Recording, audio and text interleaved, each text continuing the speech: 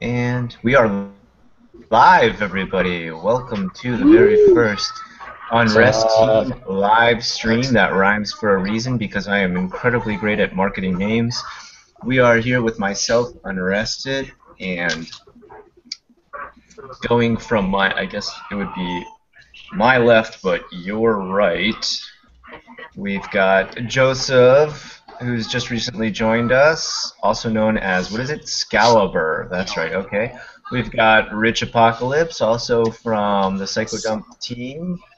We've got Kyle, also known as Crypto from the Psychodump team, head of HR. Rich is the head of all kinds of computery stuff that does computer things. Jarrett, another new member here on the Unrest team, one of the managers on the site for jvloggers.com, and Dan, also another mod from our site, doing a little bit of recruiting and also moderating all of your trolling abilities in the forum and chat rooms. And that is it for today. Later. No, I'm just joking. We're going to be doing EP3 games, ones that are going to be released in Japan and in the States. We can't solely keep it to Japan because most of these are being released in both places, some later, some earlier. I guess I'll go ahead and start us off with the game that I was most impressed by when looking through the giant list, and that was The Order 1886, which you guys can go ahead and keep up with us at the same time. I'll post a link to both our, I guess, live stream here, and I'll post where we're talking about all these games.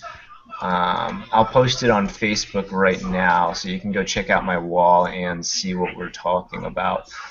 The Order 1886 is a very strange little game about alternate history London, in which people's DNA go through a dichotomy of some people evolving into animal-based humans that have sort of bestial qualities, and then humans who somehow partake in a newfound elixir known as dark pool water that lets them live extremely long and have special healing abilities like you would see Wolverine have or something like that.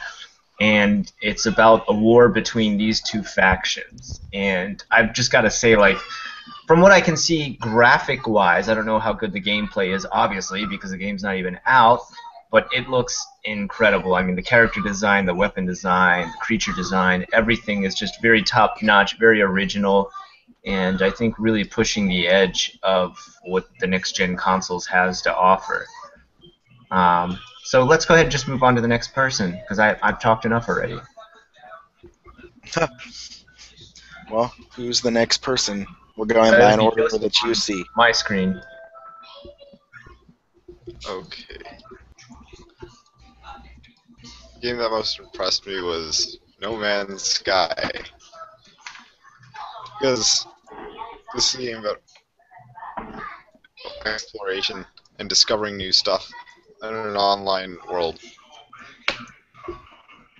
There's not much to say about it, but like, basically, it's a game of trying concept. As opposed to just having a storyline, you get to go around exploring crap and like,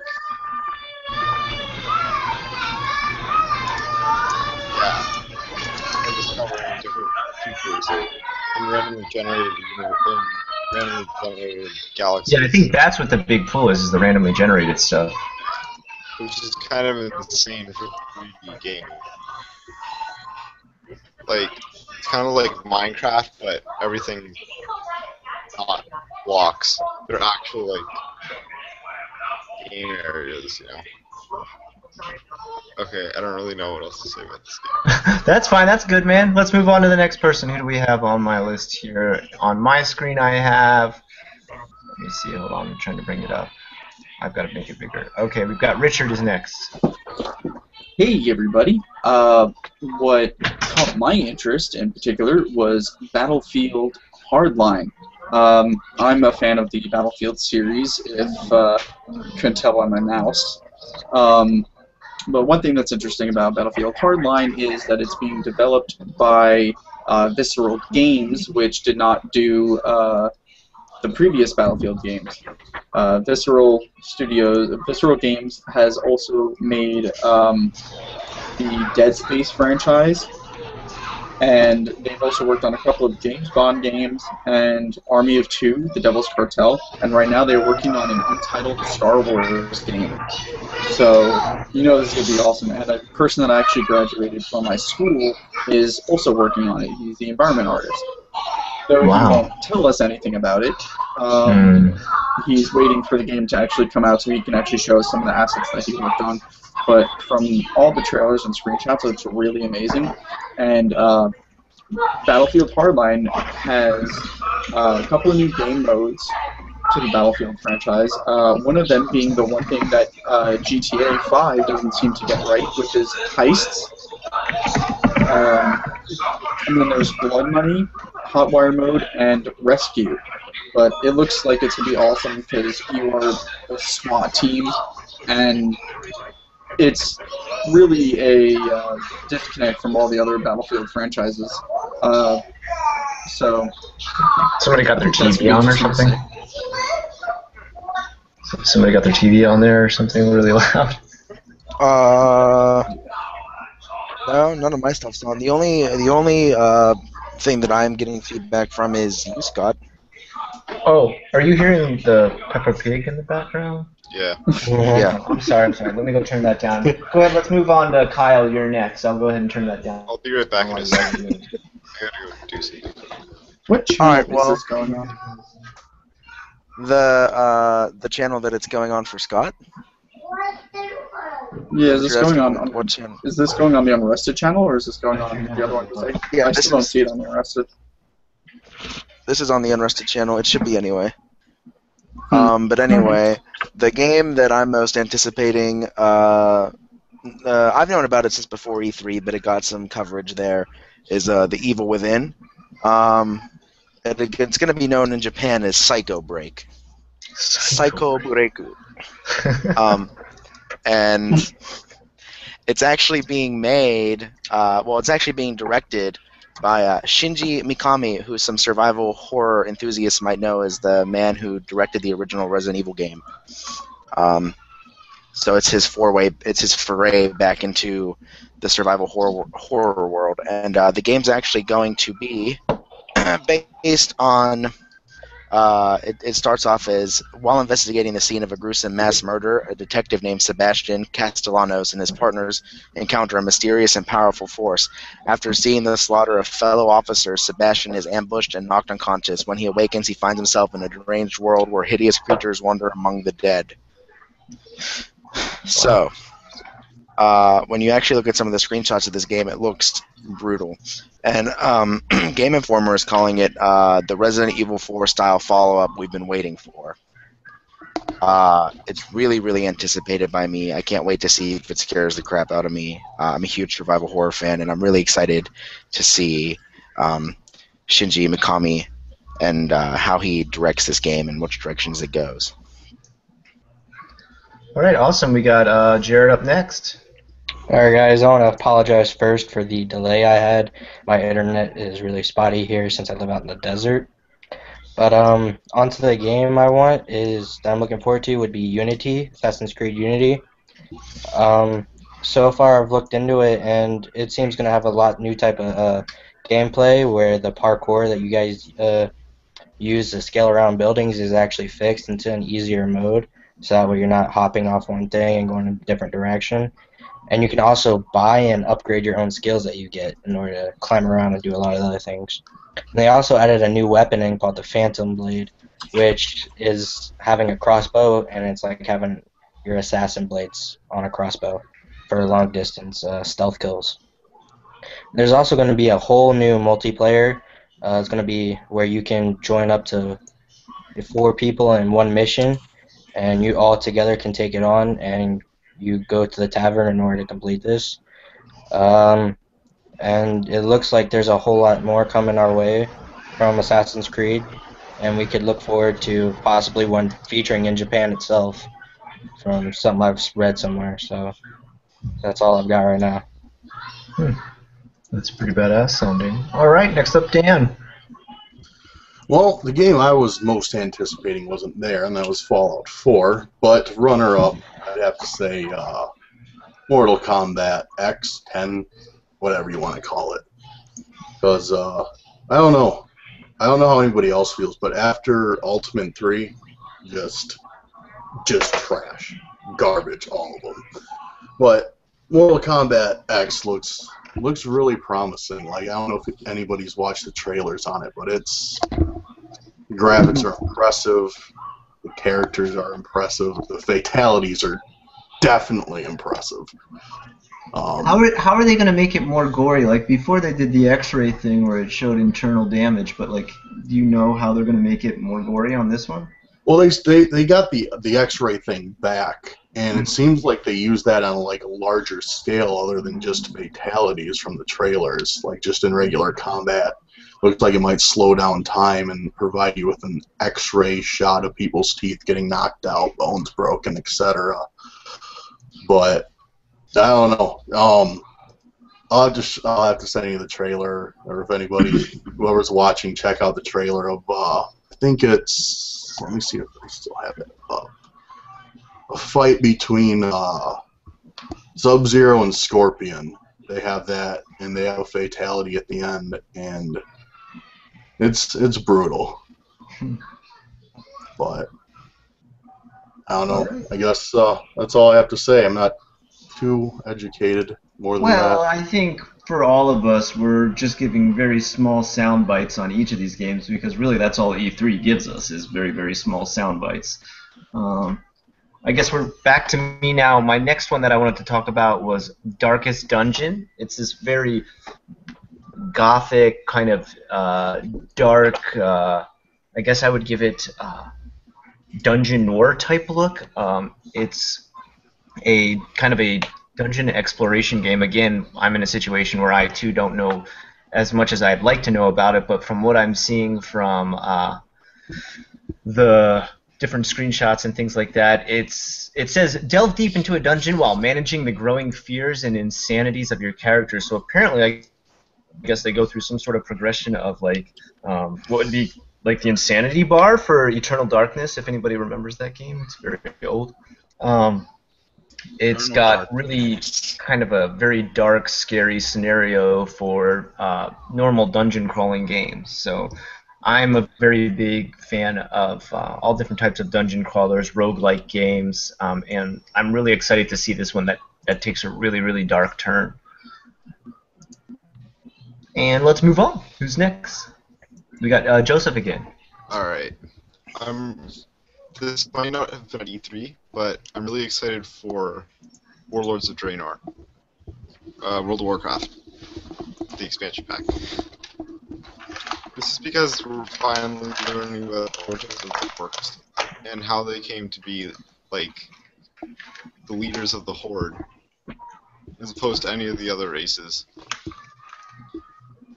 We find their alien planet in, like, where they came from in their lore and stuff. And also they're adding a bunch of new concepts to the game, such as having your own village and like being able to control it.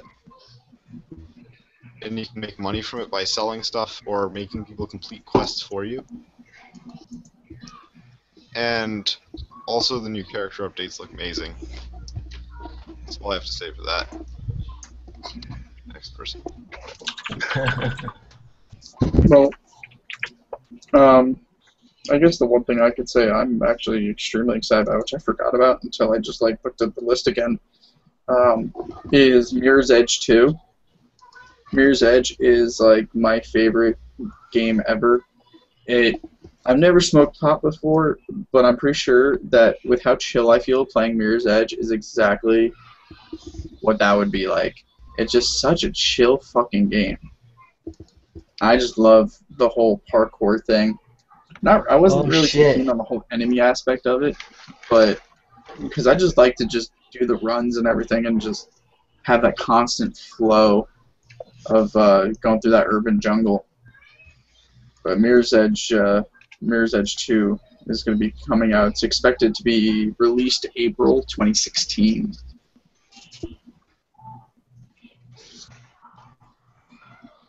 All right. All right. Well, one, I want to have a little bit of a rebuttal with Joseph. I do agree with you that character concepts and the new character models in World of Warcraft do look good. I myself personally don't find myself drawn back into World of Warcraft from what they're advertising. But I've also been a player for a very long time, and I've tried to go back. I have 3 accounts. I just can't do it. I can't do it.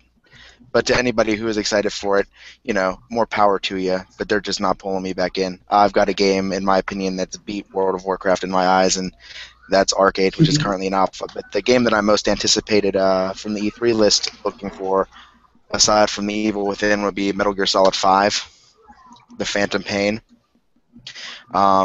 Mainly because I'm really interested to see them go back towards Big Boss's story. You get to watch the fall of Big Boss, who, if you have been a follower of the series, has sort of been an enigma in some of the earlier games, but who gets a real character put into him whenever you play as him in Metal Gear Solid 3. And he's who creates Foxhound and the big things that we're fighting against in the first Metal Gear and the second Metal Gear. And it's just going to be really cool to see him go from the hero that he was back in the 60s during the Cold War to the man that created Foxhound and all these clones and this massive war machine, his fall into evil, as it were. And I'm excited to see that. Alright, I guess it's my turn now. Yep. It's not really a game I'm anticipating, but it's a game that I'm looking forward to see how they remodeled it from their old generations, and that is the new Pokemon that's coming out, Omega and Alpha. I'm very excited to see how they might have redone the entire plot with Team Magma and Team Aqua, along with the new super bases that they're doing.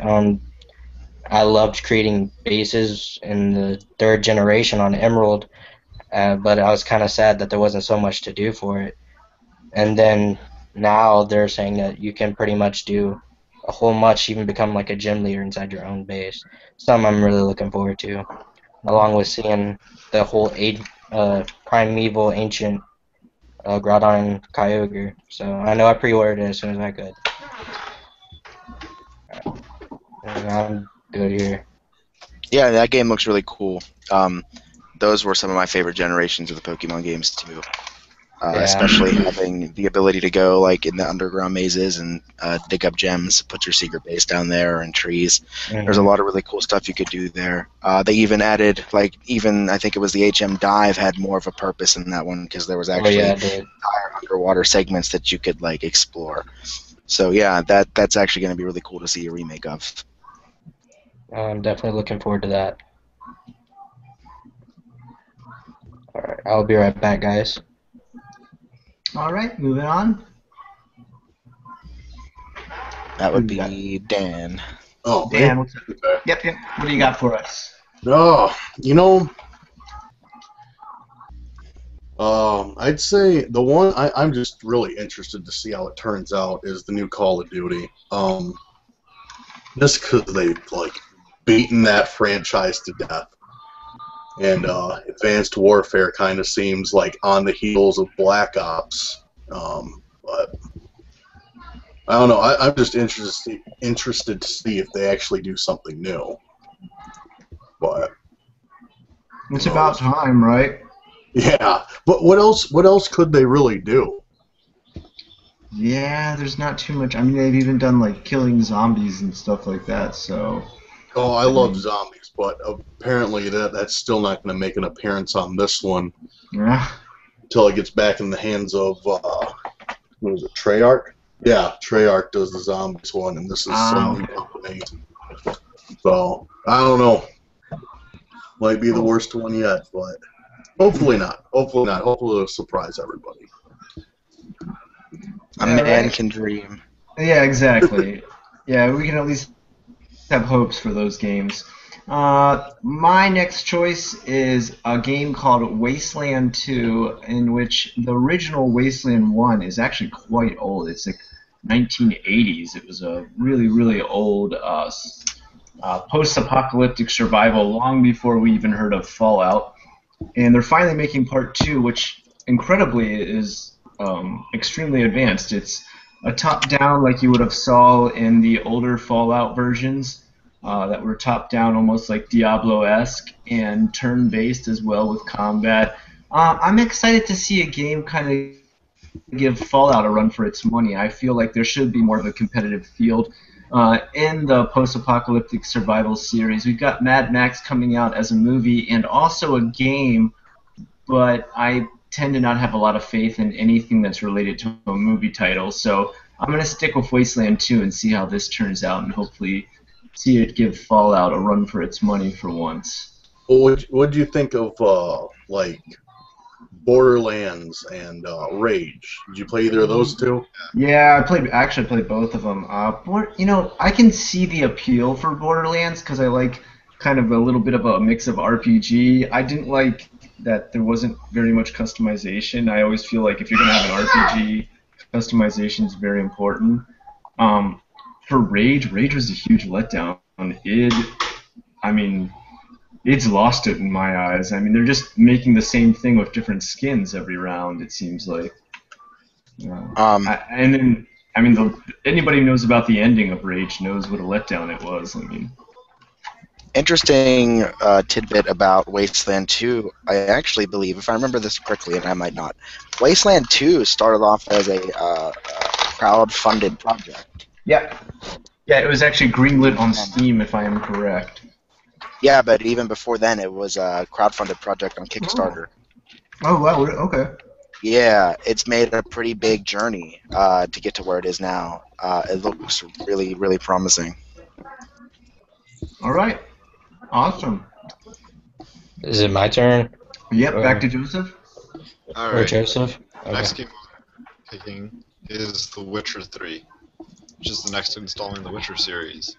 Oh, I've heard good things about that, man. That sounds incredible.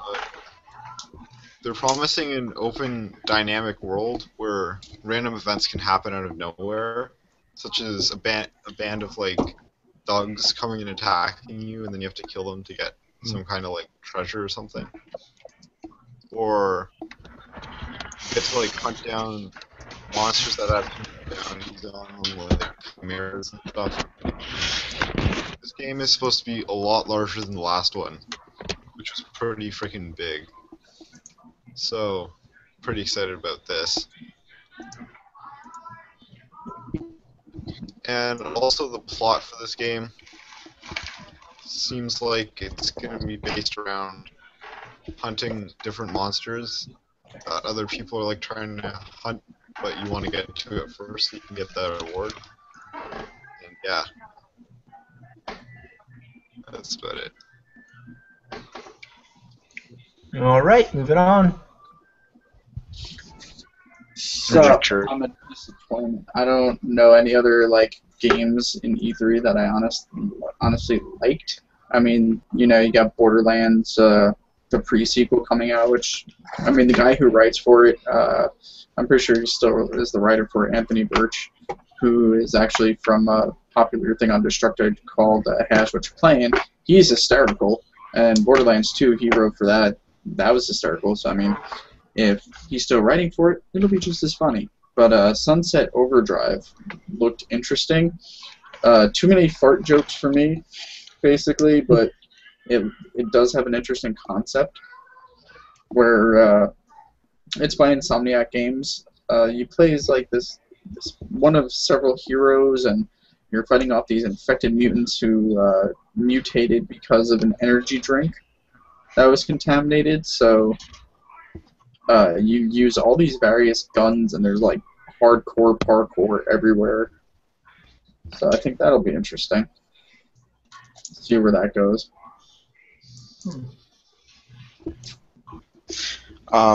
My next game, which is on the E3 list but has since become available on one platform, still waiting to be released on others, is new and tasty Oddworld: Abe's Odyssey, a remake of a PS1 game that I'm rather fond of, one of my favorites from childhood, which was at the time was just called Oddworld: Abe's Odyssey. It was a side-scroller where you played as a Mudokon, who is an alien species that's sort of used as like slave labor by these corporate, greedy aliens called the Gluckins, and they're slowly decimating the wildlife of their planet, turning them into food for profit.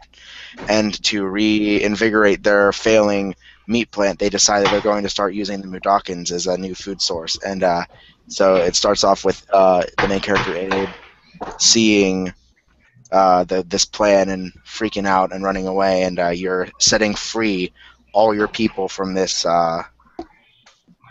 plant to try and save your people and stop them from this insidious idea. And what's really cool is to see that it was completely redone.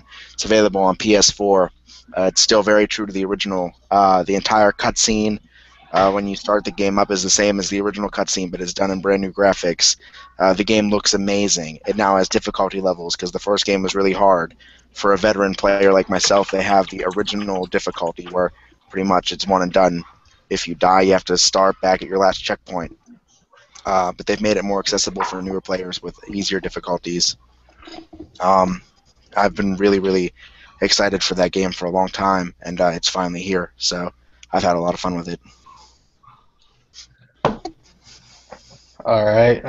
My next game is one that I know a lot of people out in the world are kind of looking forward to, and that is Evolve. I don't know if it's been talked about yet, but Evolve is basically you're either a hunter or a monster, and you're pitted against each other. And it's an online thing. You can't do it just by yourself. You have to have online accessibility. As far as I know, there's no single player type thing, and you basically, as the monster, can level up by eating other monsters and get more powerful that way in order to defeat the hunters. While the hunters, you can choose from being a gunner to a trapper to a medic to an assault person, and you get a wider range of weaponry and all kinds of cool things to help you beat the monster. While if you die, you die. And though you have to be careful of other mini monsters around there because you can die by the Earth's own planets. Like their own plants and animals can kill you too. So it's really challenging, but it's going to be a pretty cool game. I look forward to playing that. And that's me. All right, Dan. I think let's. I'm just gonna throw this out there right now. I said an hour and a half, but I meant only 1 hour that we're gonna go for. So Dan will get our last game in here, and then we're gonna go ahead and shoot for questions. And That's fine. Okay, That's okay. Yeah, because I have a lot of shooting to do today, unfortunately. Go ahead. Sorry, Dan. You're a butt, Scott. No worries, no worries. Well, this is rather short, but I'd say what I'm looking forward to is Forza Horizon 2. I'm a big fan of the open world race games, driving games, and there's a lack of them. At least a lack of good ones. Test Drive Unlimited, I love that. Played the piss out of that. Forza Horizon 1 was decent. I mean, it was pretty good. But I'm waiting to see what 2 is like, because, like I said, nothing better than we're driving anyways, just open world. But that'd be pretty awesome, a sandbox driving game. That should be pretty interesting. All right, guys. Excellent. We've got all our video games out there. I think if we talk about it anymore, we'll beat a dead horse with a dead horse. So let's go ahead and jump into questions at this point. Some of these questions are directly only at me, but I'm going to try and open them up as much as we can. If it's a general topic, that can be answered by all of us. We'll start with our first one here from Ismail. Ismail? I hope I've said that right. Sorry if I didn't. Ishmael. Sorry about that, Ishmael. How long would you say it takes you to complete one full detailed drawing? If we're talking 8x11 and no color, we're looking at about 3 hours. If we're talking colored and anything bigger, I mean, we can go from 8 to 12 on. I mean, it's all based on size and how much detail the person wants. All right, next one is Neil. Which religion is the right one? So I guess we'll all have to answer this. My personal belief is that no religion is the right one. Steal my fucking line, you dick. Yeah, that was perfect. I like it. I think they're all the right one, and they're all not the right one. So I mean, it's really, I think it's to each their own. I don't really pick or choose any religion. I myself am not associated with any yet at the same time. I don't want to condescend any religion at the same time.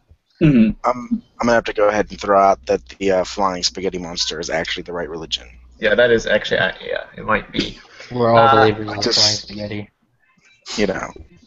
I think that seems. All right, here's a good one. We can all answer this next one. Yansan Lasu, have I said that correct? Maybe. What is your take on the Souls games such as Demon Souls and Dark Souls 1 and 2?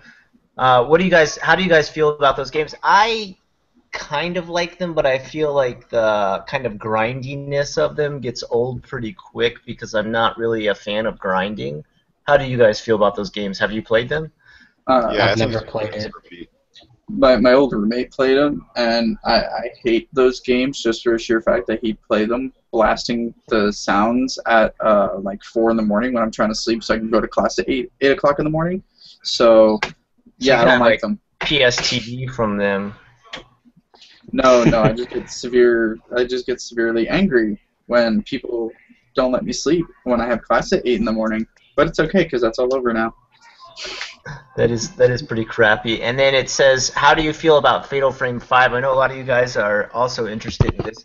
Apparently, and Kyle, you just recently let me know this, that there is a movie associated with the game coming out around the same time, which sounds very exciting. I'm pretty excited about it. I just really hope they're going to port it to English versions or at least subtitles. How do you guys feel about Fatal Frame 5? I've never heard of it until just now, to be honest. Oh, really? Okay. It's also known as Project Zero. It's a game based on taking pictures of ghosts with a camera that can, like, fight the ghosts via stealing their souls, kind of. Are we talking about Fatal Frame? Sorry, Yeah. my computer freaked out. Sounds like Fatal Luigi. Frame. Project Zero. Fatal Frame. How do you feel about it, Kyle? What's your thoughts on Fatal Frame 5? To be honest with you, I don't know much about it because I haven't let myself get hyped because I did that with Fatal Frame 4 and never got to enjoy it. But I'm really excited that they're making a new one, and I'm really hoping that I'll get my hands on a copy of 4 and 5 and be able to actually play them. I'm interested to see how they do this. They're releasing a movie one day prior to the game release, and I'm interested to see if there's anything good about the movie. They're also currently releasing a manga related to Project Zero too. I think I saw that somewhere. Wow. I have a feeling, and this is just what I tend to see in Japan, is that the mangas turn out to be pretty good, but the movies turn out to be pretty crap. So. Yeah, that's what I'm figuring. Really, I'm just excited for the game. I really hope I get to play it. I know that I still haven't finished Fatal Frame 2, so. Yeah, that's a hard game to finish, man. You really got to be able to stomach it. Although I wouldn't say, this is from Andy. He says, although I wouldn't say Japan is racist in the Western sense, but they treat gaijin strangely, quote unquote. Do you worry in the future your kids might get picked on because of jealousy? Yes and no. I think it's all about how you raised your kids here. Like if you teach them to, stand up to whatever kind of, I guess, treatment that they might get here in Japan. I feel like I'll raise my kids in a way in which they'll be able to stamp out any kind of jealousy or racism pretty quick.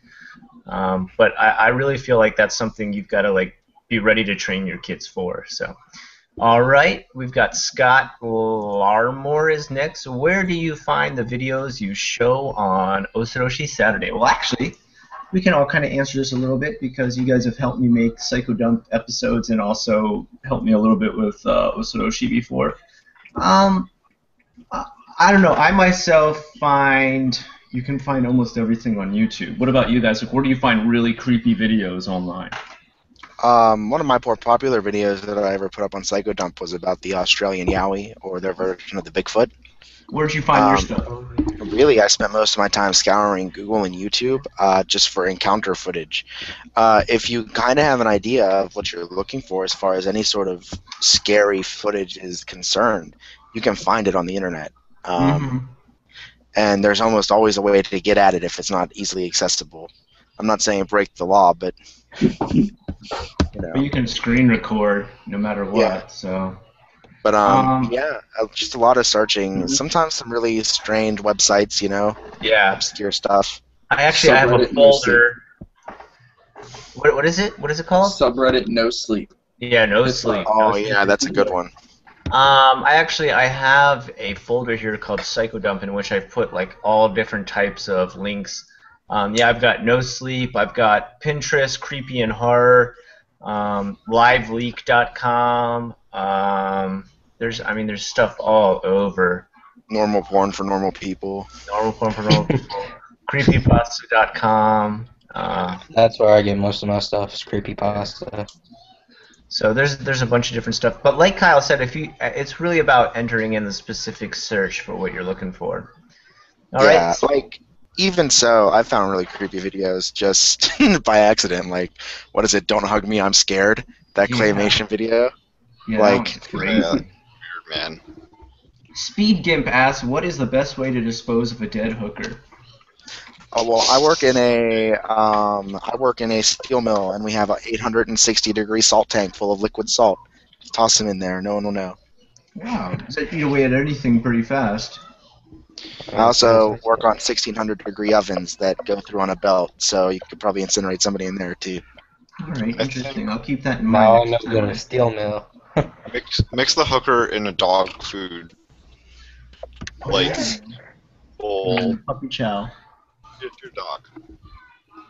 Oh, my Turn dog back into a did. wolf. Devin asks, "How to win a Japanese girl's heart?" Well, Kyle, you've played Love Plus quite a bit. What's your experience? Just sort of go for it. And if she yells at you, just take it. Because you probably did something stupid. Like, not translate what she said properly. Had to I really lots of feel bento like- lunches on the roof. Yeah. Well, I don't know. It's not really that different from any other country. I mean, treat them well. There's I think one thing you will find a lot in Japan, which is sad to say maybe, but there are some that you can win their heart over with the amount of things that you can buy them, which is very materialistic, but true nonetheless. I think something that you may be a little bit surprised about is that actually knowing less Japanese can sometimes win over Japanese girls who are very interested in gaijin because they want to hear English more than they want to hear Japanese. And so it's sometimes just being cute with your English can win over the hearts here. Let's see. All right. Just remember, though, as far as the Japanese girls are concerned, if you're in Japan, you definitely want to do tons of PDA. They love that. Well, it is true. Like, they're not really too used to like holding hands and kissing in public and stuff like that. So, Charlie asks, "What is the best way to talk to a real person about bullshit copyright claims that video game reviewers on YouTube get, since Copyright War Machine is in overdrive?" So Charlie does a lot of videos that deal with showcasing video games, and I guess apparently he's dealing with a lot of copyright claims. Here is what I'll tell you that anybody who does reviews should do. Not saying that you don't do it, Charlie.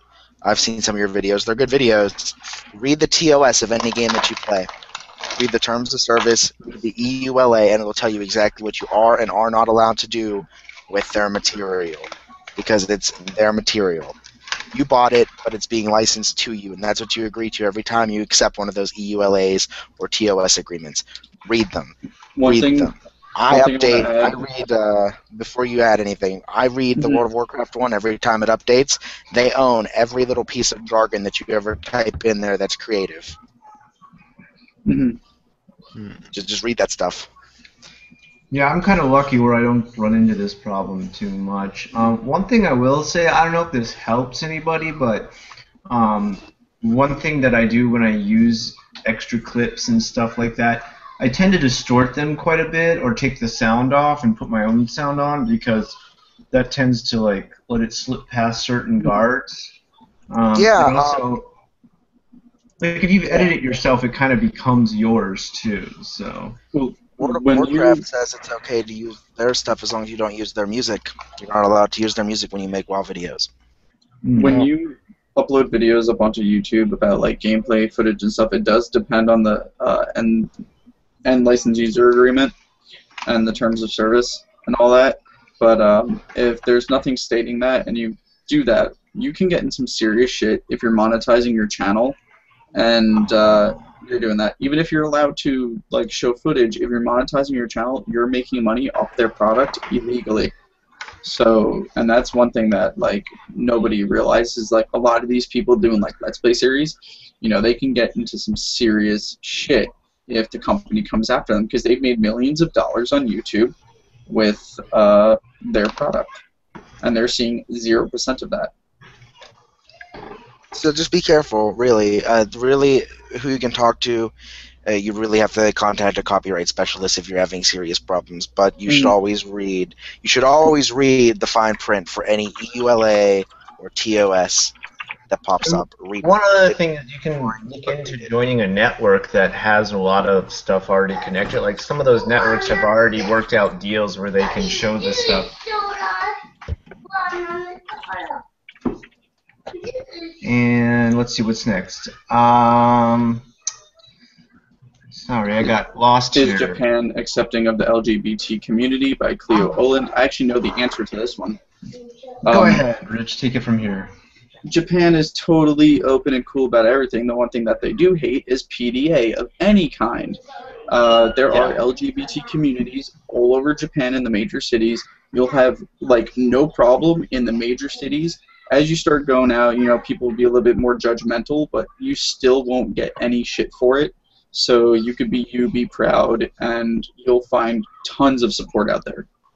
Yeah, for Tokyo, there is like an entire street dedicated to it, and they even actually have a, if I believe it's a person in Congress who is a lesbian right now, so they're pretty open-minded. Here in Osaka, I know the area known as Umeda has an LGBT district, so it's like Rich just said, they're pretty open-minded. I think the biggest thing about Japan is they don't even really care what your orientation is. Their biggest thing is, does it affect them or not? And since obviously it doesn't affect them, they don't really care. But like he said, PDA might make some people uncomfortable, and that's for no matter what your orientation is. You know, stick to the etiquette outside when you're out of the house. Brian says, how many fingers can you fit in there? See, Brian, you gotta specify an orifice in which to stick fingers in, so I can't properly answer that question until the orifice is named. 3 fingers from the front, 1 thumb from the back. There you go. Any way you want to take that. 2 in the pink, 1 in the stink. Andreas asks, do you have any experience with good apps to use during travels in Japan? I'm visiting Japan for the first time at the end of August. I feel like a really good app to use for kanji, and you guys can add on to this. My best app I've ever used for kanji is one just called Flip. And Flip lets you learn a lot of kanji via like flipping cards that are virtual cards, and I feel like you learn it very fast from that. What about you guys? What have you guys found? Most I have one. useful one I've ever found. Sorry, go ahead. Oh no, you can continue. Okay. The one that helped me the most was the train app, Hyperdia. Hyperdia. Yeah, Hyperdia, you got it. And another one, I don't know if it's for iPhone, but I have it for Android. Photo Japan. It kind of gives you like a map and like with different tourist spots on it, and you like can click on them. It'll give you a little brief description of each and like pictures of the area. See if you want to check it out. They have it for like the entire country. Actually, Google Maps is obviously like one of the most fucking useful things you could use in Japan because Japan doesn't have street names and stuff like that. Mm-hmm. So Google Maps, useful as all living hell. And on top of that, it's not an app, but it's an actual book. There's a travel book that has pictures of everything, and it has in multiple languages asking a question about that item. So it says in English, and then it translates it into multiple languages. So you could take that thing anywhere with you. I can't tell you what the name of it is, but go into any Barnes & Nobles, describe that to them where it has pictures and then translates into multiple languages, and you'll probably find it. Yeah, the app that I use, it's more of a learning tool, but it can also be used when you're traveling. It's called Imiwo, and it's got a question mark after that. I know it is for the iPhone. I'm not too sure Android, but it's very popular for learning, and it's extremely useful. I've learned how to speak a couple sentences using that whenever I use it. For me, before you get there, use Anki on your computer or your phone and drill whatever it is that you think you're going to need, kanji-wise, kana-wise. The SRS method really, really, really does stick it in your head. If you get a chance, go out and buy yourself a textbook before you go to, like Minano Nihongo or Genki, Volume 1. Both of those things are going to give you, in the first 5 chapters, enough Japanese to tour just fine. You'll be able to order food, ask directions, ask where something is, and have a small conversation with somebody in the first 5 chapters. And that's coming from a university student who uses those books. So that's my thought. Perfect. Next up, we've got Amber asking, any advice for being successful in Japan? Well, I'd say my main advice for being successful is make sure you try to come here with a work visa first off. If you can avoid going through the whole tourist exchange into work visa, you'll be a lot more successful. But the next thing is, any advice for aspiring J-vloggers? Well, 2 of you on here are J-vloggers, actually, and I think a few of you are becoming J-vloggers eventually, either when you move here or on your own time. And I feel like my advice for being a J-blogger would be keep yourself open to anybody in the community and working with anyone in the community, because collabing and giving each other shout-outs is really what makes our channels popular. I think keeping the community tight-knit is important. What about you guys? Yeah, just like you do your own thing, and definitely be open to like collabing with other people. Because like if I never accepted your offer, Scott, to do Psychodump, I wouldn't have made such amazing friends such as Bjorn and fuck Kyle, but Fuck you, buddy. Yeah. I love you, BB girl. It's true, actually. The one thing Richard said there was do your own thing. Like, try to be a little bit original. One thing I have actually seen, and probably not a lot of people have noticed this, but there's actually been a lot of people who tried to copy JFAC when it first started, and their channels died out. And it's not that they did it wrong or didn't do it right. It was just that my channel had already kind of coined that, and some other people trying to do the same things, they just kind of died off. Same with people who try to do, like, teaching Japanese, whereas like Victor kind of has that cornered, and he's doing a great job with it. There's other channels that try to do that, and even ones that were like paid, like Ken Cannon's channel, kind of just like took a spin into nothingness because either one, people didn't want to pay for it, or number 2, people already had it cornered like Victor. So try to do your own thing. Find a certain niche you want to cover. Like when Rich and I started the channels that we're using now, well, actually my original channel that I was going to use for J-vlogging is down because of previous issues that we're not going to get into. But when we first started that whole process, we didn't expect to get any sort of recognition at all, but that led us to actually chatting with Charlotte for a little bit, who was pretty supportive of the whole idea. And now my parody channel is on Scott. Just do something that you think you're going to have fun with. Yeah, that's the biggest thing. Do something that interests you. If you can talk about it and you can enjoy talking about it, somebody out there will probably enjoy listening to you. Exactly. All right, next up, Nia says, I'm afraid of bugs, and I'm curious, do those cicada bugs in Japan stay away from people? Yeah, they do for the most part. Do they often land on you? No, not really. Do they come in your house? Not really. Do they stick to trees afterwards? Yeah, they mostly stick to trees because that's actually where they first shed their skin and actually where they try to reproduce. They are really creepy. Okay. I read, I was on Reddit, I was on R Japan, and somebody was posting about cicadas on there, and I guess some guy When him and his wife first moved into their one apartment, they had a bunch of, I think, elm trees on the street across from them, and cicadas loved those trees. They had a really, really, really dark, like really thick blinds on their windows, so there was never any light coming out of the house. They changed that one summer, and the light was coming out of their windows now because the blind or the drapes were thinner, and every once in a while they heard a really huge thud because the cicadas were trying to fly towards the light and just nail in their doors. Oh boy, yeah, that would be a huge thud. Those things are huge. Let's see. Oh, those pictures you're drawing for your fundraiser donations are getting sent out. Actually, I still need a few addresses from people that I had asked for. Some people still waiting for your address, so if you did order a picture on there and you need to send me your address on Facebook so I can send it to you, because there is a few people where I'm like, I don't know where to send it yet. Laura says, what made you decide to go to Japan? Did you ever run into Rude Gaijin from the train again? No, I think that probably that guy was on a tourist visa, so he probably went back home. Why I chose Japan was because I felt like it was the one country I could choose where I'd be forced to learn a new language. Oh boy, I'm going to say this name wrong. Min Fang?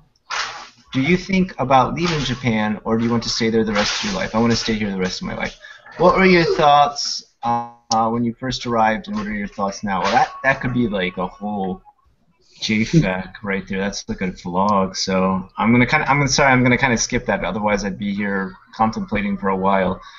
Okay, so here's a good one. Non-demo guy, who you may know just recently did Tomoko's statue. He said, "It's a zombie apocalypse. Give your take on the situation, and which you yourself get bitten." So wait. Seppuku. Yeah, seppuku. Yeah, seppuku. That's the only honorable thing to do.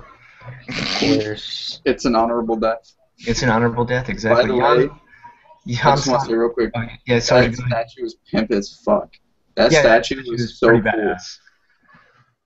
I don't want to give too much away, but there might be something done for the Unrested channel in the future, so just keep that in mind.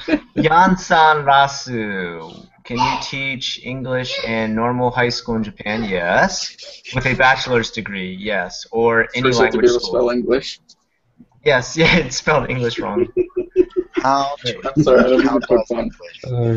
That's the first part of the test. You gotta spell English right. Kristen, I'm looking to study abroad. Which city would you recommend for a month of studies? Osaka or Tokyo? It's pretty simple. I'm looking to study abroad or two myself.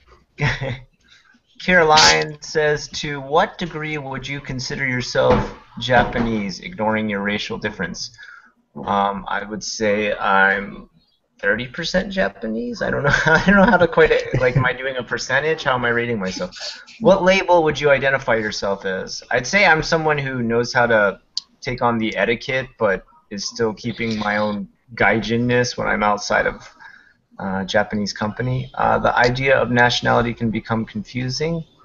I'm curious how you've grappled with your sense of identity as a Japanese American. Well, I'm not. Yeah, I guess I am I'm a Japanese American in the sense that I've learned to really assimilate myself when there's a social situation that really needs for me to be on the etiquette standards of the Japanese, but I really try to keep who I am outside of that.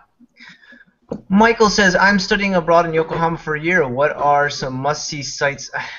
This is we discussed this. The group and I discussed this.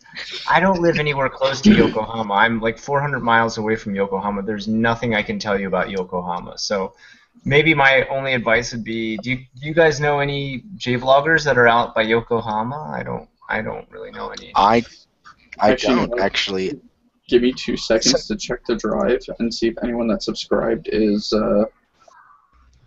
If you're going to study abroad in Yokohama, go to Family Mart and get the fried chicken. It's supposed to be fantastic. I'm sure you'll be Family. Okay, Sandra no Sekai. She's in Yokohama. Oh, okay. She's in Yokohama. Yeah, Sandra no Sekai. She's got a good channel. I met her before at the Tokyo YouTube meetup in 2013. Nice girl. So is Connor Tsunami. It says, have you heard about Pokemon Cafe in Roppongi? There's multiple Pokemon cafes. It's at the end of the month, and it looks so awesome. There's a bunch of different Pokemon type places in Japan. There's a There's a big thing going on right now, though, Scott, that they're celebrating that's pertaining a lot to Pikachu. Go check Charlotte's channel. She just did a video inside the cafe. She went and got food, if you're interested in that.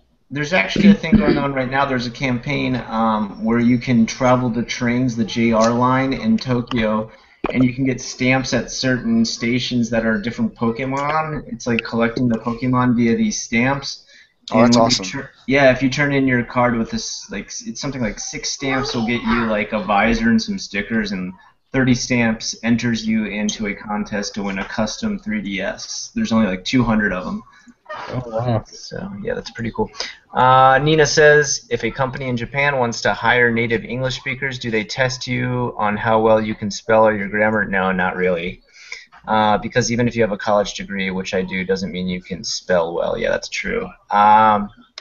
Is it something that could prevent your success? I would think if a company is actually looking for a native English speaker, they would probably test you on your Japanese more so than your English, because you're obviously already speaking the language. You're doing okay. Austin Tinker, who I worked with this guy on the Ritual Pasta on Tat's top videos, and a very nice guy who gave me a great chance to work with him on their video there, asks, on a scale of 1 to 10, how amazing are you? Narnia. I'm probably going to go with 11. Narnia. Narnia. Narnia. That, on a scale of 1 to 10, I'm Narnia. Wait, I don't get it. What's the joke behind that? So this kid in high school once asked me, he was like, on a scale of 1 to 10, how awesome do you think you honest to God are? And I said Narnia. He was like, he was taken aback by it. He's like, what? And I was like, Narnia. He was like, on a scale of 1 to 10. I was like, dude, I'm through that fucking door into Narnia. Like, that's how awesome I am. That's hilarious. All right, we got, I think we're almost at the end here. Let's see, did any more questions show up while I was answering these? Let's see. Sorry, I'm losing my space here after okay. And Dan says, do you even lift? Yeah, of course I do. Look at these freaking huge arms. They're like pregnant worms. All right, that's about it, guys. We've only got 3 minutes left. I think I'm just going to end it a little bit early because I don't want to go ahead and write us out too far. I'm just going to let you know this will be a weekly thing. We will be having this live show each and every week if we possibly can, as long as each of us can show up, or at least some of us show up. Next week, what did we have on the roster for next week? Does anybody remember what we're talking about? Our roster is the rosters that we have. That why don't we let them choose? Why doesn't everybody leave a comment and see what they want to be next week about? That's a very good idea. I really like that. Genius. Your choices are: we can do a summer horror movie marathon type video, which is going to basically be discussing horror movies and what we like to do. We can do a learning Japanese podcast, or we can do a video where we watch, all of us here, watch a horror movie that will give you some information about. You guys can find a way to watch it too, and we will critique it while we watch it live. You forgot the final Mystery option. Science Theater 3000 type thing. Yes, excellent. The final option was we were all going to watch Boku no Pico. Oh, yeah. Koku no Pico. Oh, yeah. Anyway, so guys, we're gonna. Well, if you can't remember everything that we say, don't worry. I'll post it later, letting you choose between one of those topics. But that's what we're going to be doing each week here, is discussing something like that related to Japan or about Japan. Until next time, I am Unrested. Next to me is, go ahead, Joseph. Excalibur. And next to me is... I think that would be me. I am Richard in Japan. I'm well rested. I'm only Jared. And I'm Dan. All right. If you liked what you saw here, tune in each week. We will be here with you talking about all sorts of things Japanesey. Until next time, have a good weekend. Peace. Bye, guys. Bye. Bye.